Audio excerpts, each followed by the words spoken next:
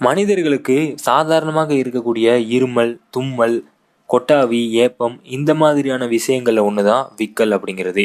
ஒரு சில நேரங்களில் ரொம்ப நாள் விக்கல் நீடிச்சுக்கிட்டே இருந்துச்சு அப்படின்னா அதுவே உயிருக்கு ஆபத்தாக கூட மாறிடும். ஸோ அதை பற்றி தான் இந்த வீடியோவில் நம்ம பார்க்க போகிறோம்.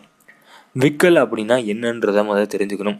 விக்கல் அப்படிங்கிறது உதரவிதானத்தில் மீண்டும் மீண்டும் ஏற்படக்கூடிய பிடிப்பு. அதாவது நம்மளுடைய உடம்புல நுரையீரலுக்கும் வயிற்றுக்கும் இடையில இருக்கிற ஒரு பகுதி தான் உதரவிதானம், அதாவது டயஃப்ரம் அப்படின்னு ஆங்கிலத்தில் சொல்லுவாங்க. இது ஒரு தசை.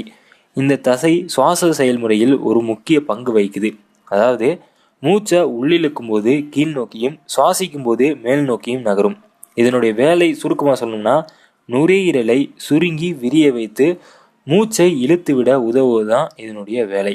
இதில் ஏற்படுற மாறுதலுக்கான அடிப்படை காரணம் தான் விக்கல் அப்படிங்கிறது.